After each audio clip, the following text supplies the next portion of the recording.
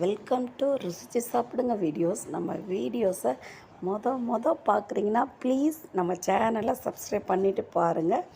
அப்போ தான் நான் போடுற வீடியோஸ்லாம் உங்களுக்கு டெய்லி வந்து சேரும். சேனலுக்காக சப்போர்ட் பண்ண எல்லா ஃப்ரெண்ட்ஸ்க்கும் ரொம்ப ரொம்ப தேங்க்ஸ். டுடே நம்ம பார்க்க போகிற ரெசிபி பன்னீர் பிரியாணி. இது நல்லா காரசாரமாக ஒரு டிஃப்ரெண்ட் ஸ்டைலில் நல்ல டேஸ்டியாக ஸ்லோன் பன்னீர் பிரியாணி எப்படி செய்யலாம் வாங்க வீடியோக்குள்ளே போகலாம்.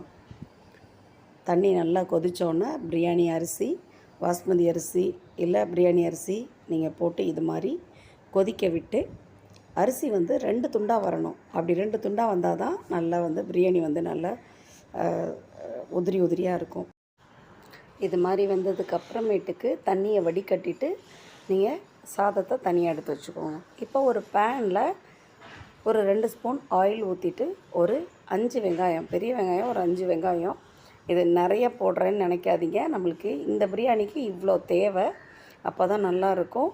ஒரு 5 பிரியாணி நல்லா கட் பண்ணிவிட்டு இதை வந்து நல்லா இது மாதிரி ஃப்ரை பண்ணி எடுத்துக்கோங்க. நல்லா ப்ரௌன் கலரில் வரணும், அப்படி ஃப்ரை பண்ணி எடுத்துக்கோங்க.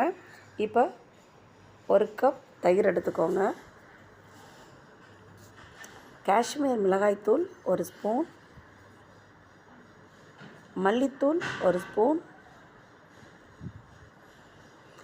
மஞ்சத்தூள் அரை டீஸ்பூன், கரம் மசாலா ஒரு ஸ்பூன். மிளகாய்த்தூள் பெரிய ஸ்பூனில் போட்டேன், கரம் மசாலா சின்ன ஸ்பூனில் போட்டேன், அதை கவனிச்சிக்கோங்க. நம்ம ஃப்ரை பண்ணி வச்சுருக்க ஆனியனை இதோட சேர்த்துக்கலாம். ஒரு கை புதினா அதையும் சேர்த்துக்கலாம்.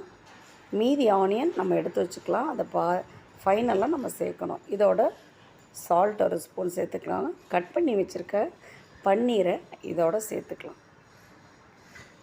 பன்னீர் வந்து எல்லோரும் ரொம்ப ஃபேட்டுன்னு நினப்பாங்க. பன்னீர் வந்து ஃபேட்டே கிடையாதுங்க. நம்ம சிக்கன் மட்டன் அளவுக்கு பன்னீர் ஃபேட்டு கிடையவே கிடையாது.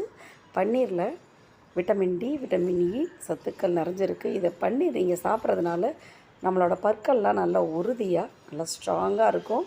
நம்ம அதிகாலையில் நம்ம எந்திரிக்கிறப்ப சில பேர்லாம் சோர்வாகவே இருப்பாங்க, ஒரு ஆக்டிவாகவே இருக்கவே மாட்டாங்க. குழந்தைங்களும் சரி, வீட்டில் உள்ள பெரியவங்களும் சரி, ஒரு ஆக்டிவாகவே இருக்க மாட்டாங்க. அப்படியாப்பட்டவங்க நீங்கள் பன்னீர் சேர்த்துக்கோங்க. நல்ல காலையில் சுறுசுறுப்பாக எழுந்திரிச்சு வேலை செய்வீங்க. இப்போது நம்ம குக்கரில் 2 ஸ்பூன் நெய் சேர்த்துக்கலாம். ஆல்ரெடி ஆனியனில் நம்ம ஆயில் சேர்த்துருக்கோம், அதனால் பிரியாணிக்கு 2 ஸ்பூன் நெய் சேர்த்துக்கலாம்.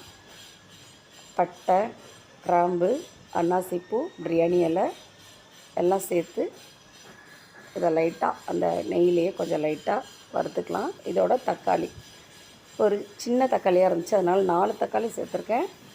பெரிய தக்காளியாக இருந்தால் 3 போதும். இஞ்சி பூண்டு விழுது அதையும் தட்டி சேர்த்துக்கோங்க.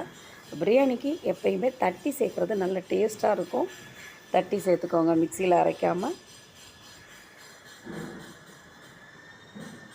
மேக்ஸிமம் பிரியாணிக்கு ஆனியன், இஞ்சி பூண்டு இதெல்லாம் தட்டி சேர்த்தா பிரியாணி நல்லா டேஸ்ட்டாக சூப்பராக இருக்கும். எப்படி அம்மியில் வச்சு அரைச்சா மீன் குழம்பு டேஸ்ட்டாக இருக்குமோ அது மாதிரி இதை நல்லா அந்த தக்காளி தோல் உறிஞ்சி வரட்டும், அந்தளவுக்கு நல்லா வதக்கிக்கோங்க.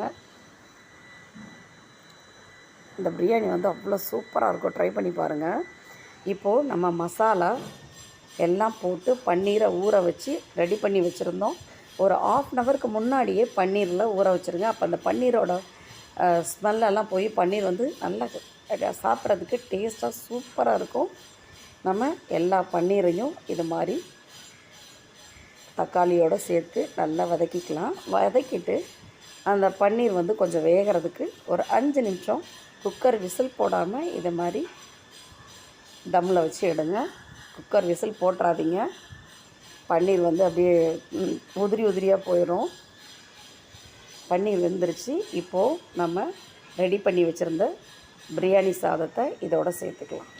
பியூட்டி டிப்ஸ், ரோஸ் வாட்டர் வச்சு ஃபேஸை வாஷ் பண்ணிவிட்டு 2 spoon rose powder, 2 spoon aloe vera gel ஃபேஸில் அப்ளை பண்ணிவிட்டு ஒரு 1/4 மணி நேரம் கழித்து ஃபேஸை வாஷ் பண்ணிங்கன்னா ஃபேஸ் நல்லா ப்ரைட்டாக நல்ல கலராக சூப்பராக இருப்பீங்க.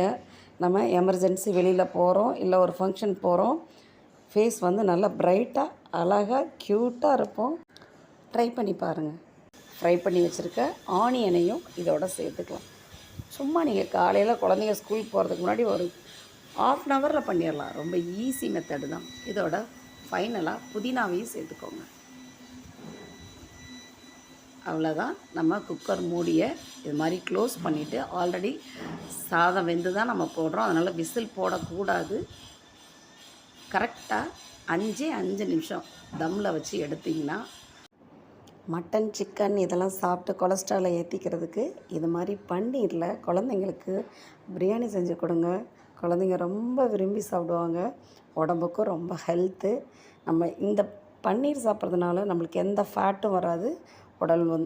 நம்மளுக்கு அந்த கொழுப்பு நம்மளுக்கு நல்ல கொழுப்பு தான், கெட்ட கொழுப்பு கிடையாது. அதனால் பயப்படாமல் நீங்கள் யார் வேணால் பன்னீர் சாப்பிட்லாம். சிக்கன் மட்டன் வாங்கி அது பழசா புதுசா இதெல்லாம் நம்ம ஆராய்ச்சி பண்ணுறதை விட இது மாதிரி பன்னீரில் சூப்பரான பிரியாணி, அதுவும் ஸ்லோன் பிரியாணி. அவ்வளோதான், டேஸ்டான பன்னீர் பிரியாணி ரெடி ஆயிடுச்சு. சாப்பிட வேண்டியதுதான். இந்த வீடியோ உங்களுக்கு பிடிச்சிருந்துச்சுன்னா லைக் பண்ணுங்கள், ஷேர் பண்ணுங்கள், கமெண்ட் பண்ணுங்கள். சேனலுக்காக சப்போர்ட் பண்ண எல்லா ஃப்ரெண்ட்ஸுக்கும் ரொம்ப ரொம்ப நன்றி. தேங்க்யூ ஃபார் வாட்சிங்.